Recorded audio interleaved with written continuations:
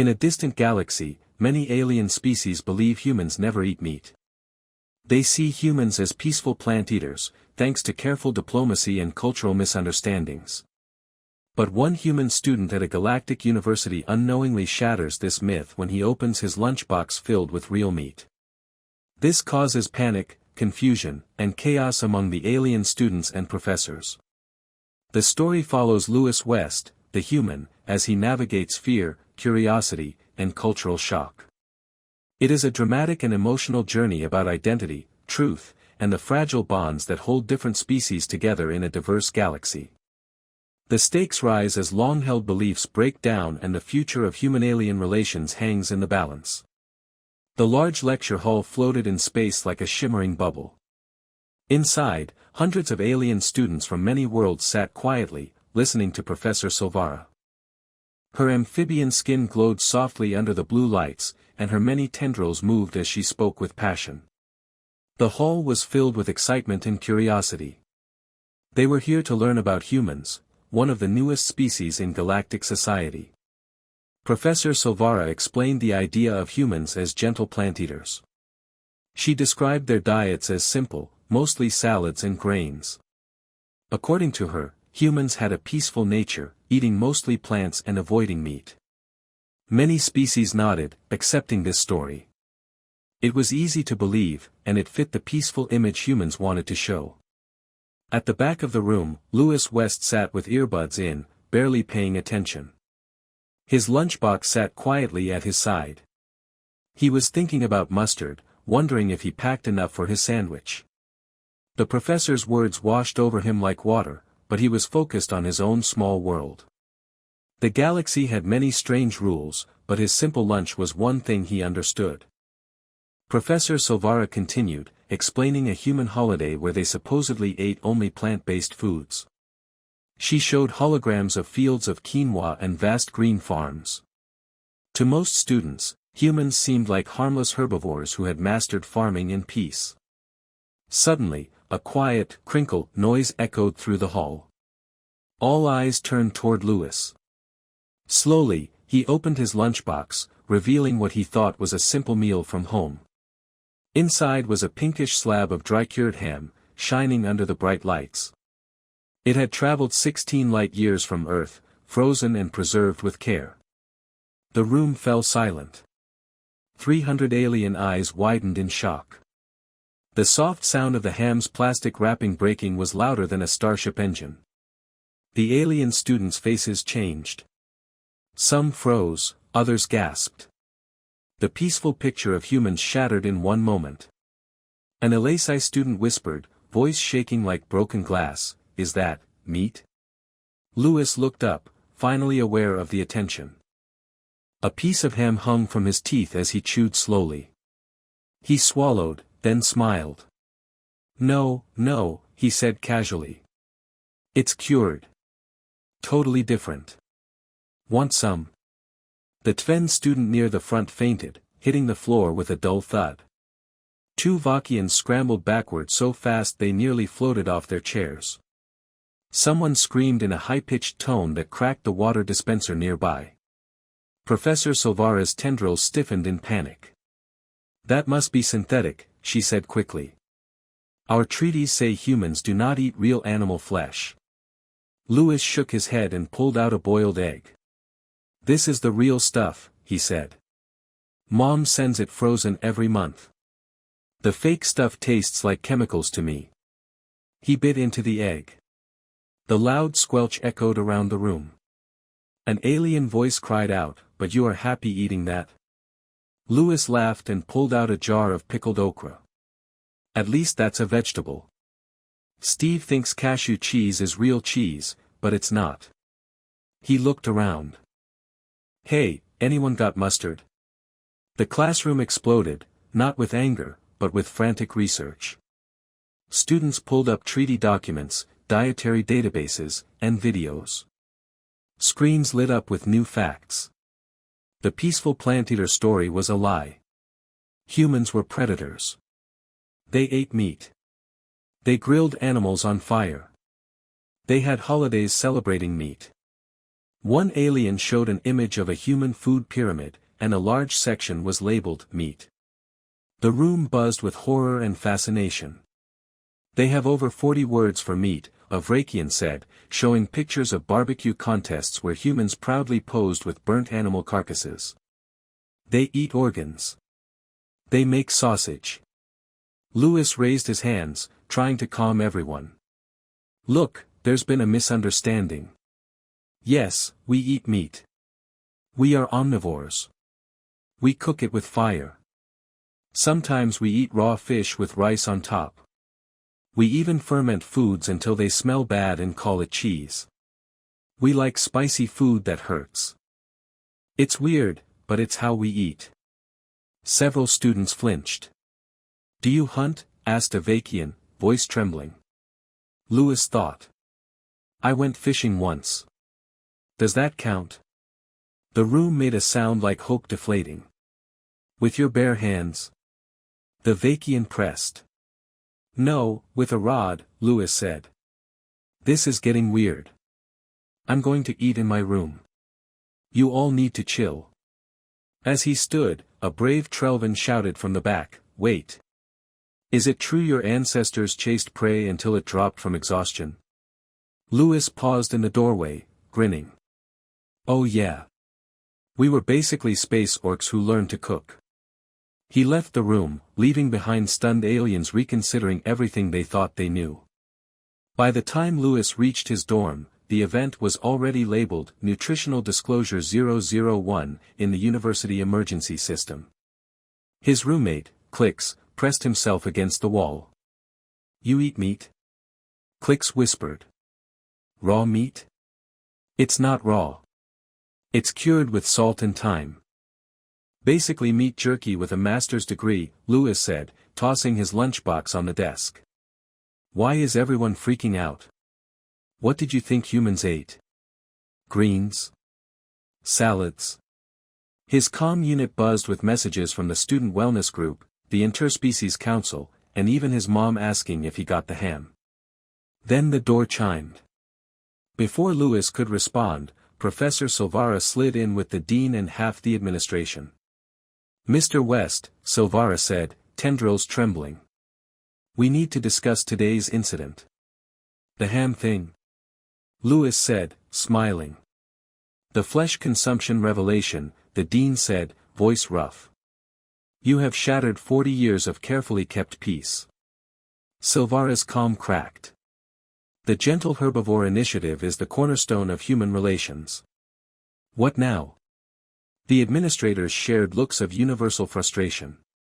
Your species assured us humans were plant eaters, the dean said slowly.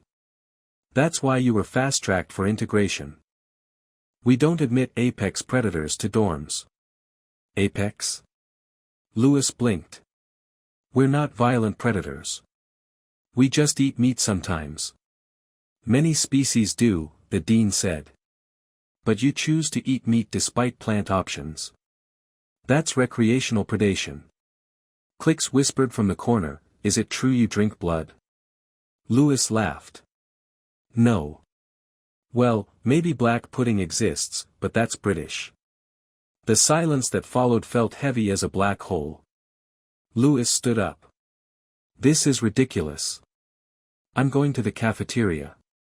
Probably for a salad, since that's all you think I eat.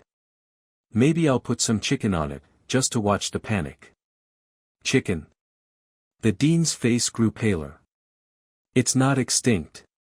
We farm them, billions, Lewis said. We're not monsters.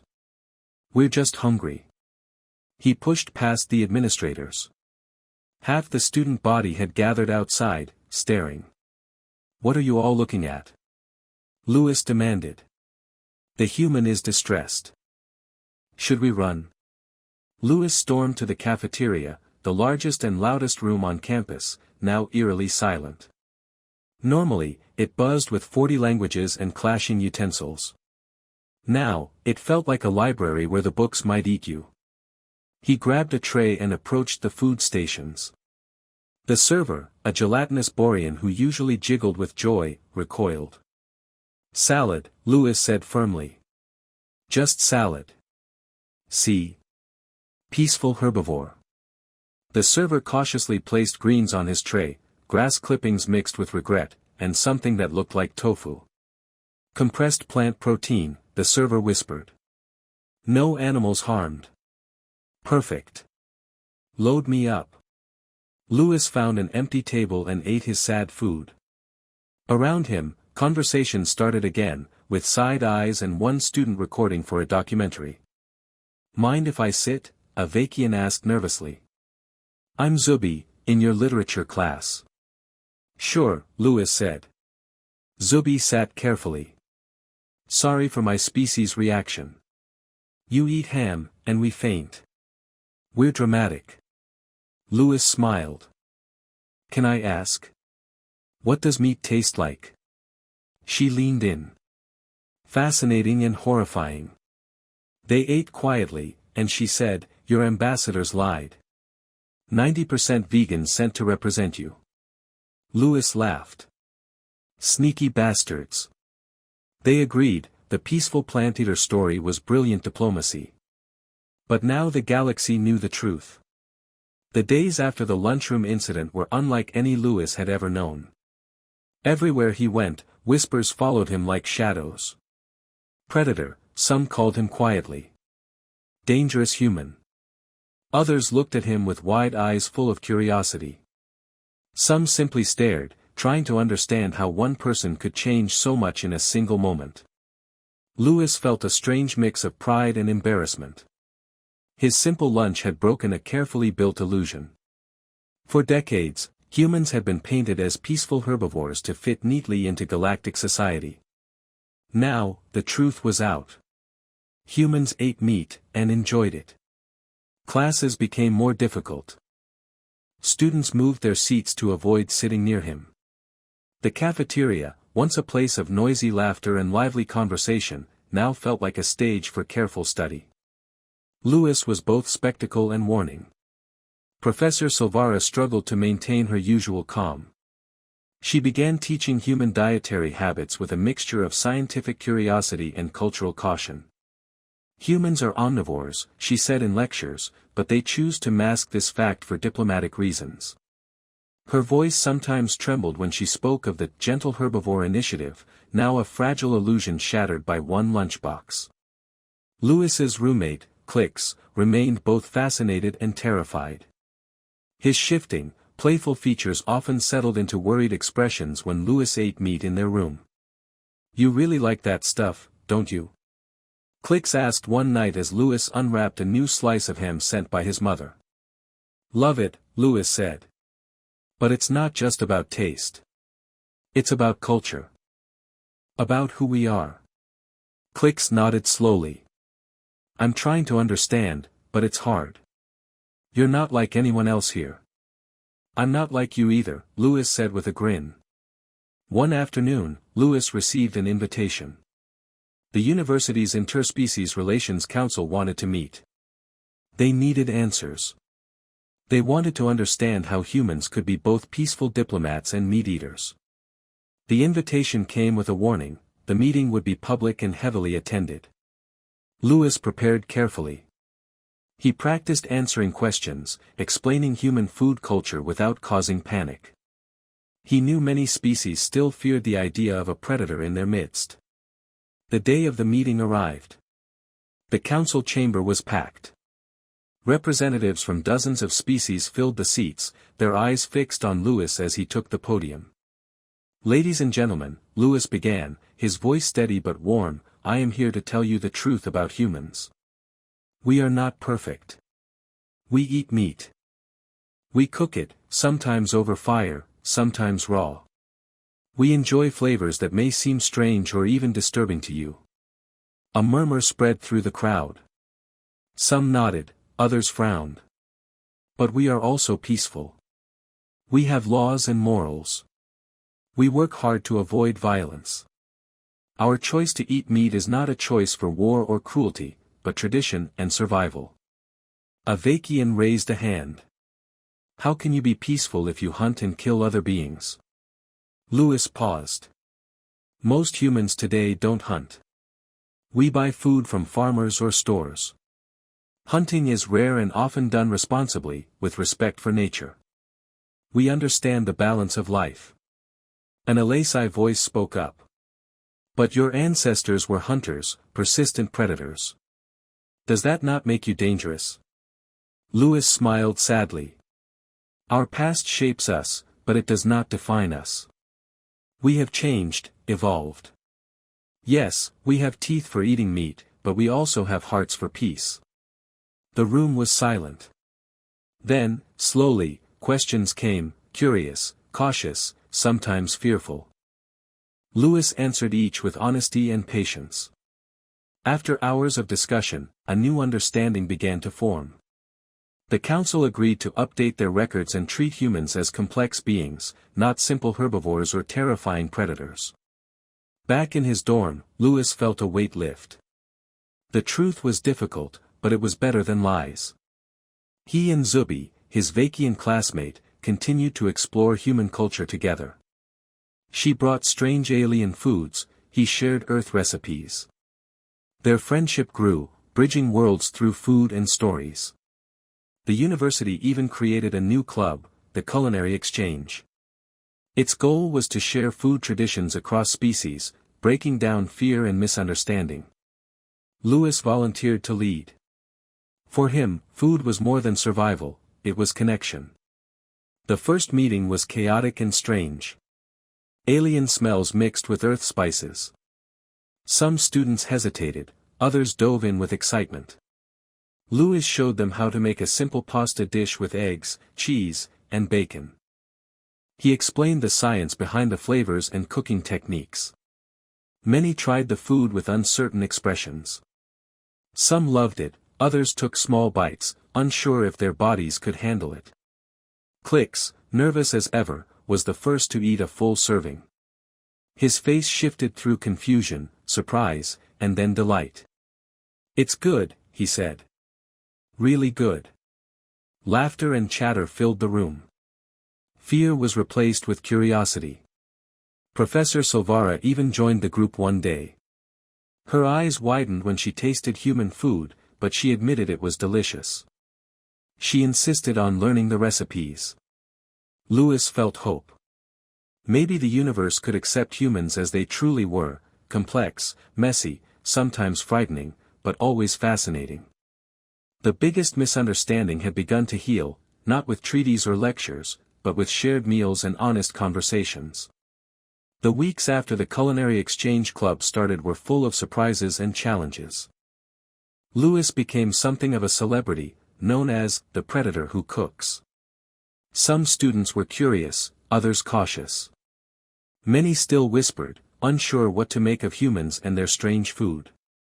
Every meeting was a test of trust. Alien students came with questions and fears. What did humans really eat? Did they hunt their friends? Would their food make others sick or angry? Lewis answered every question honestly, hoping to build bridges. One evening, the club prepared a meal called carbonara, a simple dish of eggs, cheese, pasta, and bacon.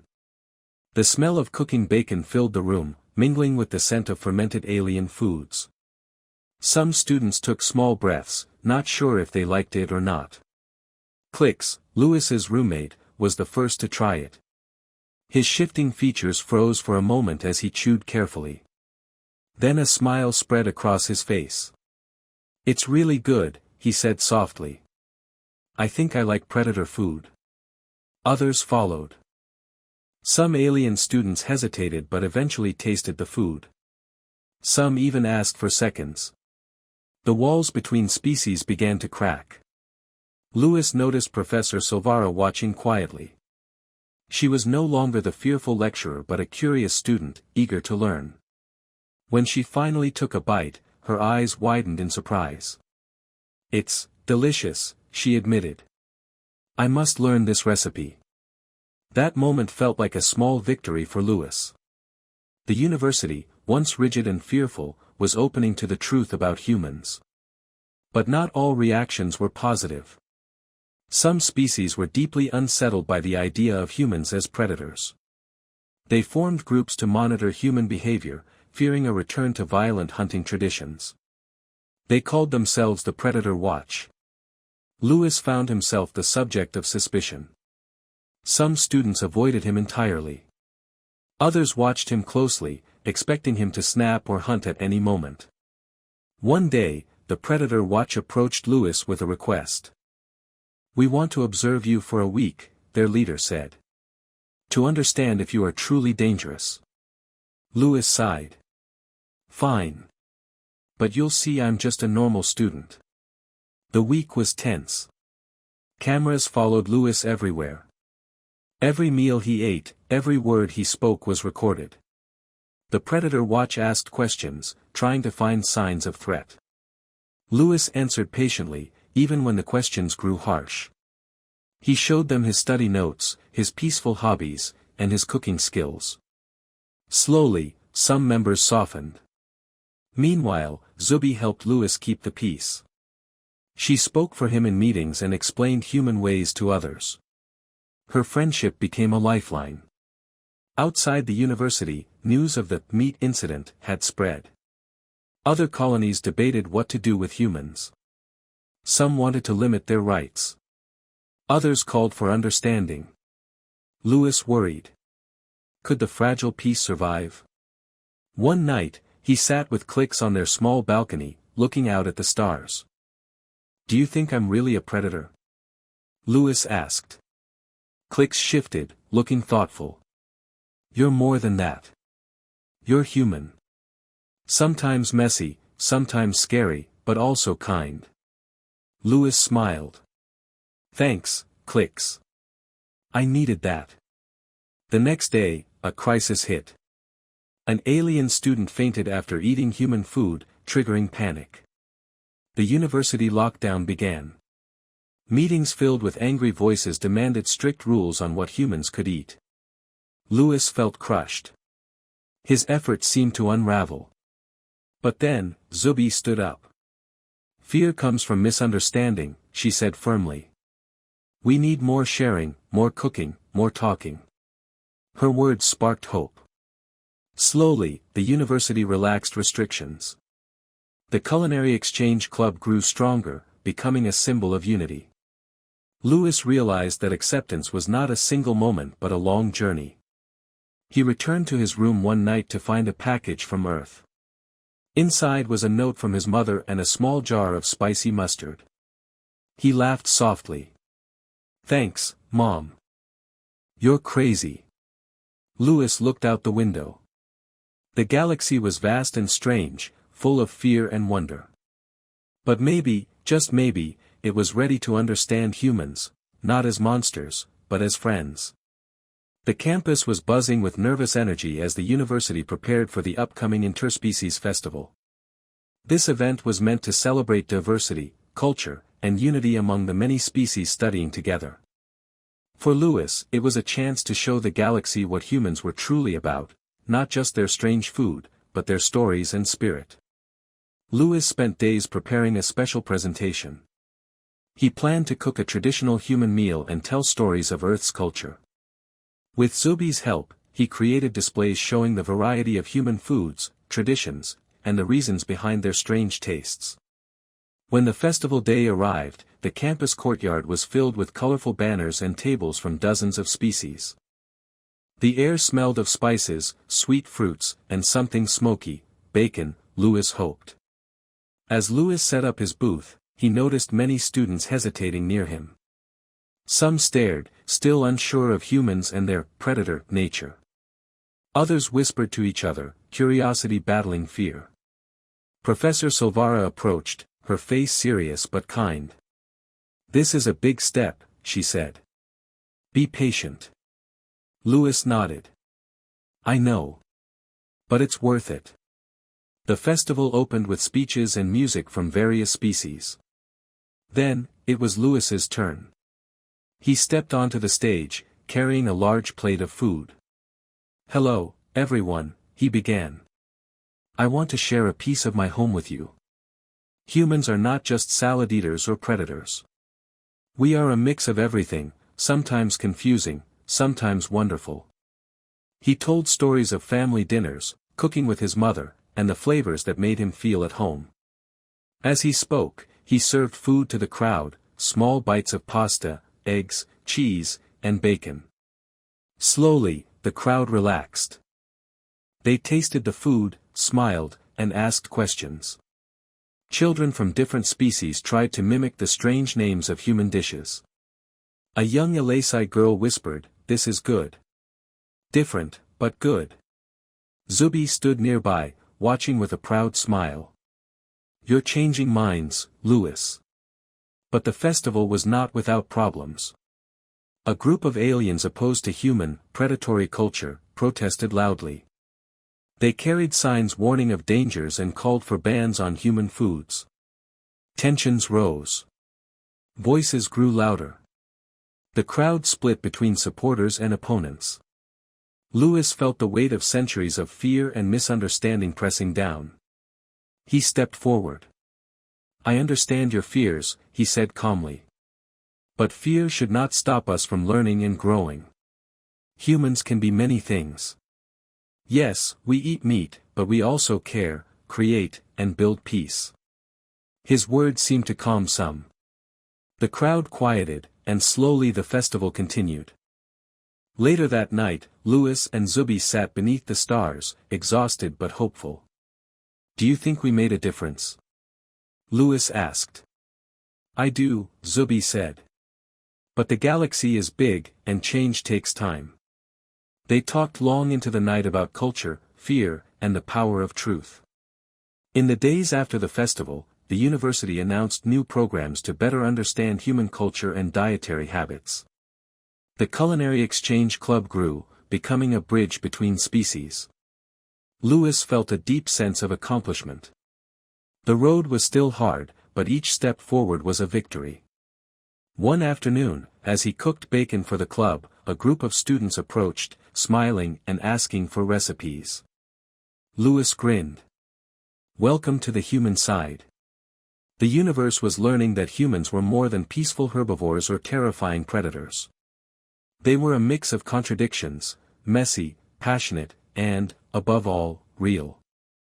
The semester was coming to a close, and the university had never been more alive with new ideas and friendships. Louis walked through the halls with a new sense of belonging, though the memory of that first lunchbox incident was never far from his mind. The Culinary Exchange Club had become a beacon of hope for many species. It was where cultures met over food, breaking barriers one bite at a time. Louis loved the energy, the laughter, the questions, the occasional nervous bite that turned into surprise and delight. One afternoon, Louis received a message from the University Council. They wanted him to speak at the next Galactic Summit, a gathering of leaders and diplomats from all species. They wanted a human voice to explain what had been learned about their culture and food. Louis was nervous. This was bigger than any classroom or festival. It was a chance to shape the future of human-alien relations. With Zubi's support, Louis prepared a speech. He focused on honesty, respect, and the power of understanding differences. He practiced again and again, imagining the eyes of thousands upon him. The day arrived. The great hall of the summit was vast and filled with beings of every shape and size. Cameras streamed live across galaxies. Louis stepped onto the stage, heart pounding. "Honored guests," he began, voice steady. "Humans have been misunderstood. We are not perfect. We eat meat, we cook with fire, and sometimes our traditions seem strange. But we also seek peace, friendship, and understanding." He spoke of his journey, of the panic in the lecture hall, the friendships forged, and the power of sharing meals. He told stories of fear replaced by curiosity, and suspicion turned to respect. The hall was silent, hanging on every word. When he finished, a long pause filled the room. Then applause broke out, not just polite clapping, but heartfelt appreciation. A Vakian delegate rose. "Thank you, Louis West. Your honesty has opened new doors." The summit agreed to new policies embracing diversity, with humans accepted fully for who they were, omnivores with a heart for peace. Back at the university, Lewis was greeted as a hero. But he remained humble. "This isn't just my victory," he told Zuby. "It's all of ours. It's about learning to accept each other, no matter how strange we seem." Zuby smiled. "And about bacon." They laughed together, knowing that the galaxy was forever changed by one human's lunchbox. The universe had begun to understand that true peace was not hiding truths, but sharing them, no matter how messy or complicated. And somewhere deep in space, a student opened a lunchbox, ready to start a new story.